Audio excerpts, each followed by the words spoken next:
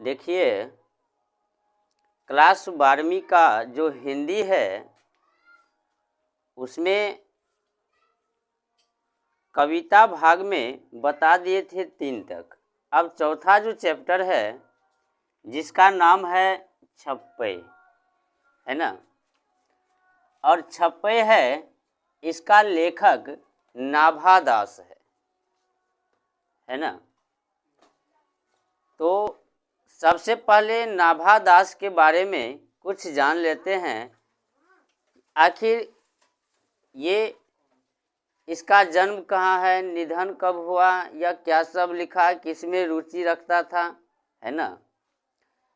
तो सबसे पहले जन्म जो है नाभा दास का 1570 ईस्वी में अनुमानित, ये अनुमान किया जाता है कि इसका जन्म 1570 ईस्वी में हुआ था, है ना। दूसरा कि जन्म निधन जो है अज्ञात 1600 ईस्वी तक वर्तमान, यानी 1570 ईस्वी में जन्म हुआ और जब 1600 ईस्वी हुआ तो ये अज्ञात हो गए, है ना। अज्ञात का मतलब होता है कि कहाँ चले गए, नहीं चले गए, कोई पता नहीं, है ना। तो जब कभी भी उससे बात नहीं हुआ, जब संपर्क नहीं रहा, तो निधन जो है मान लिया गया, है ना। जन्म स्थान सांप्रदायिक मान्यता के अनुसार भारत में शैशव में हुआ था, है ना। भारत में ही शैशव है, वहाँ पे हुआ था। पिता की मृत्यु हो गया और अकाल के कारण, जब पिता की मृत्यु हो गया तो अकाल आ गया, है ना। आखिर इसको खिलाएगा कौन, ठीक, परिवार चलाएगा कौन। तब जो है ये अपने माता जी के साथ जयपुर जो राजस्थान में है वहाँ जो है प्रवास करने लगे, रहने लगे, है ना। देखिए, दुर्भाग्यवश माता से बिछो, दुर्भाग्य था इसका, जो पिता की मृत्यु हो गया और माता से भी इसे अलग होना पड़ा। शिक्षा, गुरु और प्रतिकालप की देखरेख में स्व अध्याय सत्संग द्वारा ज्ञान अर्जन, है ना। ये कोई विद्यालय और में जो है नहीं गया था, ये गुरु और के देखरेख में जो है सत्संग द्वारा स्वयं अध्ययन करते थे, ज्ञान अर्जन मिला। अभिरुचि, किस चीज में इसका मन लगता था, है ना। लोक भ्रमण, भगवत भक्ति, काव्य रचना, वैष्णव दर्शन चिंतन में इसे विशेष जो है रुचि लगता था। दीक्षा गुरु थे स्वामी अग्रदास या अग्र अली बोलो, है ना। यह ऑब्जेक्टिव में पूछता है।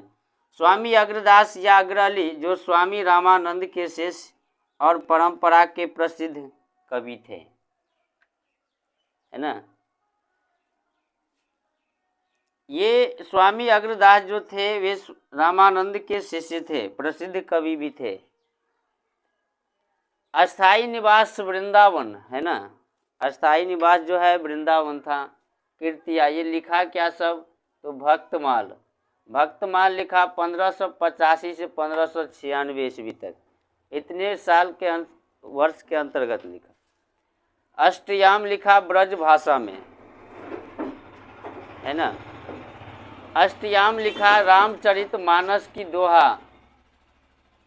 इसका विशेष था कि ये दलित वर्ग के थे, नीचे परिवार के थे, है ना।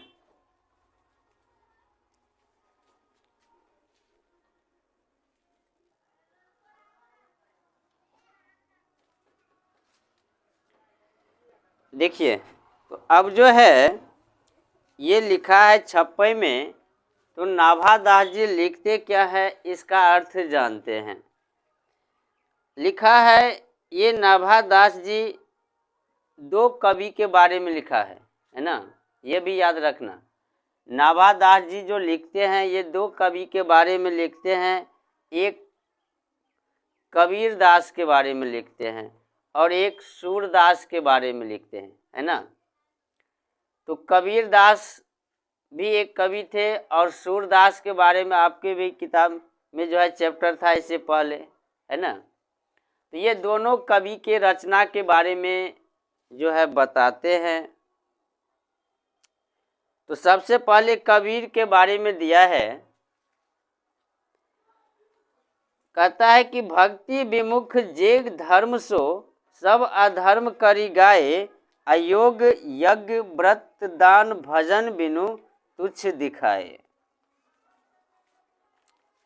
है ना। हिंदू तुरक प्रमाण रमैनी शब्दी साखी, पक्षपात नहीं वचन सबके हित की भाषी। आरूढ़ दशा है जगत पे मुख देखी नाही भनी, कबीर कानी राखी नहीं वर्ण आश्रम पट दर्शनी। ये दिया है, अब इसका अर्थ जानते हैं एक एक करके। कहता है भक्ति विमुख, भक्ति जानते हैं, है ना। कबीर दास जी ये कहते हैं कि भक्ति के बिना, यानी भक्ति से विमुख, भक्ति को छोड़कर, है ना, जे धर्म, जो भी धर्म है, भक्ति को छोड़कर जो भी धर्म है वो सब अधर्म कहे जाएंगे। कबीर दास जी क्या कहना चाहते हैं कि जो भक्ति से विमुख है ना, और जो भी धर्म है वो सभी धर्म अधर्म कहे जाएंगे। दूसरा है योग यज्ञ व्रत दान भजन बिनु तुच्छ दिखाए। योग जानते हैं,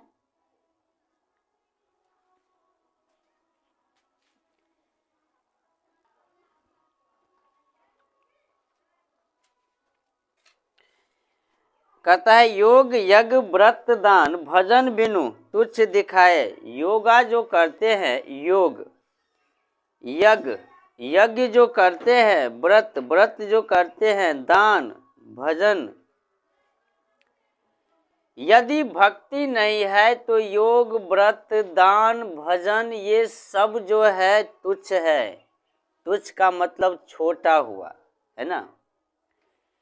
यदि आपके पास भक्ति है तो आप बहुत बड़े हैं, है ना। इसके बिना योग व्रत दान जो भी चीज है वो सब क्या है, छोटा है, तुच्छ है। ये पहले दो लाइन का अर्थ हुआ कि भक्ति विमुख, भक्ति के बिना जो भी चीज है सब अधर्म है, चाहे योग धर्म व्रत दान जो भी है, ठीक, वो बहुत छोटा सा चीज है।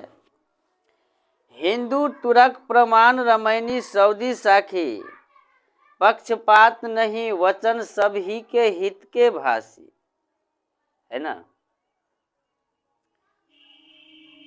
भक्ति था, और दूसरा में ये कहते हैं कबीरदास की क्या हिंदू क्या तुर्की, है ना। प्रमाण रमैनी सऊदी साखी, अरे हम लोग जाति के नाम पर, धर्म के नाम पर सबको अलग अलग बांट दिए हैं, क्षेत्र के आधार पे, जाति के आधार पे, जो भी है ना। अनेक प्रकार से समाज बटा हुआ है, हिंदू तुरक प्रमाण रमैनी साखी, है ना।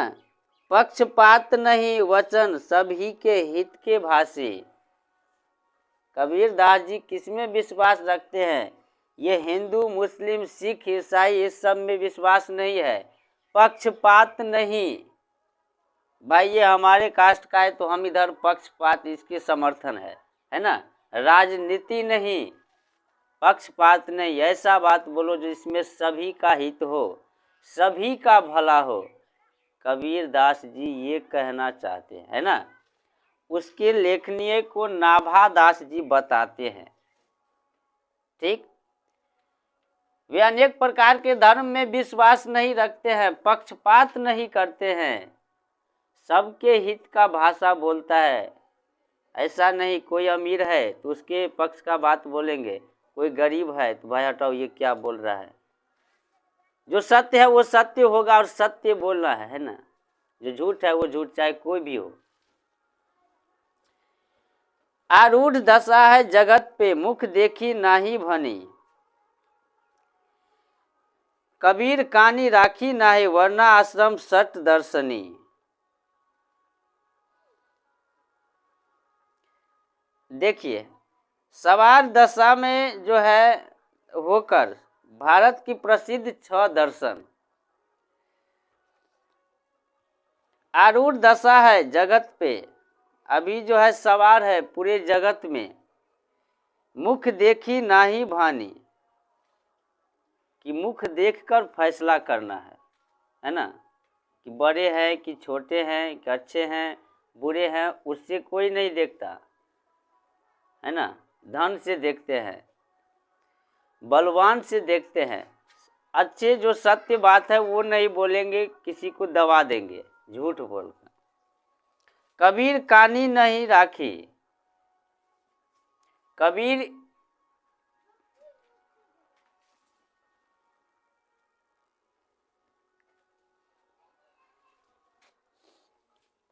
कबीर जो है कानी विश्वास नहीं रखता है वरना आश्रम सट दर्शनी में। सट दर्शन भारत के प्रसिद्ध 6 दर्शन है ना, कबीर विश्वास नहीं रखता है।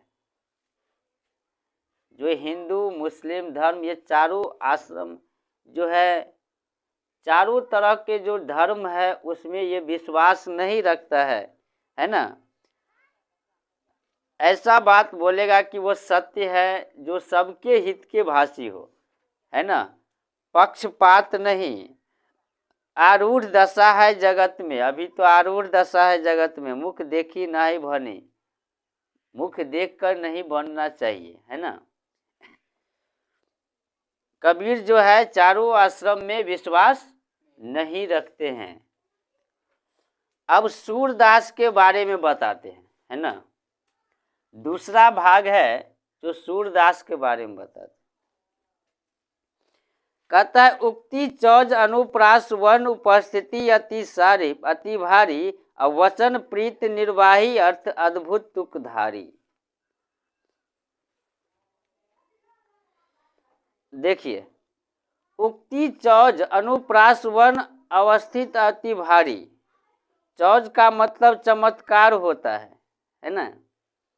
वचन प्रीत अर्थ निर्वाही अद्भुत तुकधारी। सूरदास जो है वो ऐसे ऐसे उक्ति बनाता है, शब्द बनाता है, एक एक तालमेल करके ऐसे करके बनाता है, एक एक वर्ण को जोड़कर एक एक शब्द इस प्रकार से बनाता है ना, कि वचन प्रीत निर्वाही अद्भुत तुकधारी, कि वो उसका जो वचन होता है, कविता की जो लाइन होती है वो तुकधारी होती है। तुकधारी का मतलब क्या हुआ, एक चमत्कारी, जैसे लास्ट में जो है ना कोई देखिएगा शब्द मिलते रहता है। लास्ट में जैसे कोई गीत हो रहता है तो उसके लास्ट में देखिएगा कि कोई शब्द जो है मिलते रहता है ना। तो लास्ट तुकधारी का मतलब यही हुआ कि सूरदास जो लेखनी करते हैं एक एक चमत्कारी लेखनीय करते हैं, है ना। लास्ट में जो भी वर्ण आता है उसको तुकधारी करके बनाता है, कभी अलग अलग नहीं रहता है। प्रतिबिंबित दिव्य दृष्टि हृदय हरि लीला भासी, जन्म कर्म गुण रूप सभी रसना प्रकाशी।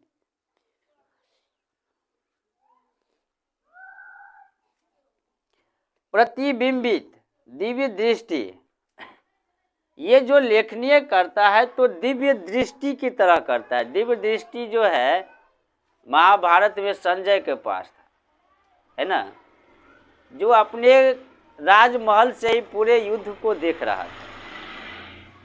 जब ये लेखनीय करता है तो इसके लेखनीय पढ़ने से ही प्रतिबिंबित हो जाते हैं, है ना, प्रतिबिंब पढ़े होंगे।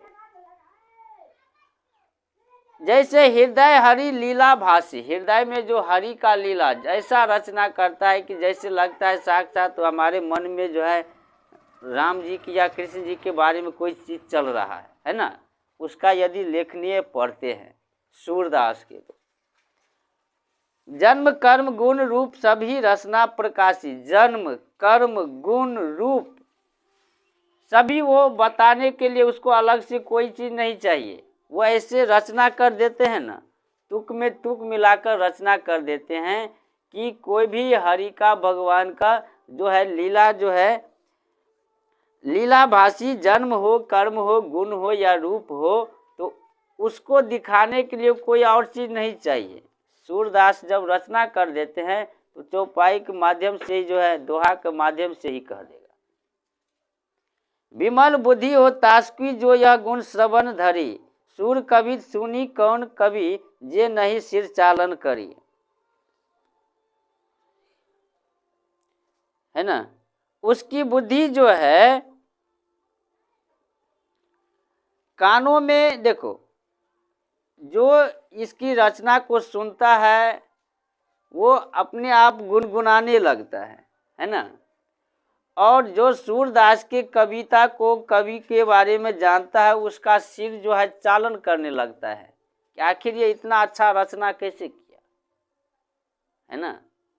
कि एक चीज़ को बताने के लिए अलग अलग नहीं, एक दोहा के माध्यम से उसके रंग रूप सबका जो है चर्चा कर देते हैं, है ना। तो आखिर इतना अच्छा रचना कैसे किया, ये सिर जो है चकरा जाता है, चालन कर जाता है जो कभी जानता है ये नाभादास के बारे में। ठीक, एक बार और हम दोहरा देते हैं शुरू से स्पीड में। कबीर दास जी के बारे में कहता है, कबीर दास जी की भक्ति के अलावा जो भी चीज़ है वो सब जो है अधर्म माने जाएंगे, है ना। योग व्रत दान जो भी हो ये भक्ति के आगे तुच्छ है, बहुत छोटा है। हिंदू तुर्क प्रमाण ये सब अनेक धर्म नहीं, ऐसा बात बोलिए कि जो सभी के हित का भाषा हो, है ना। सभी के बारे में बताया जा रहा हो, सभी को अच्छा लगे। आरूढ़ दशा है जगत पे, मुख देखी नाही भानी, अभी जगत पे सवार है, मुख देखकर बोलना। ये कबीर उसमें विश्वास नहीं रखता है ना। सूरदास जी के बारे में कहते हैं, उक्ति चौज अनुप्रास वन अनुपस्थिति अति भारी, वचन प्रीत निर्वाही अर्थ अद्भुत तुकधारी। सूरदास जी ऐसे रचना करते हैं कि एक तुक से तुक मिलाकर, एक शब्द से शब्द मिलाकर रचना कर देते हैं। किसी के बारे में, भगवान जी के बताने के बारे में कोई ग्रंथ की जरूरी नहीं है, रंग रूप ये सब एक दोहे में ही जो है चौपट कर देते हैं, सब जो है ऐसे वर्णन कर देते हैं। विमल बुद्धि, उसके बुद्धि विमल हो जाते हैं जो इसके बारे में सुनता है उसका सिर जो है चालन नहीं करता है, सिर घूमने लगता है जो इसकी रचना को देखता है कि भाई इतना अच्छा रचना कैसे किया।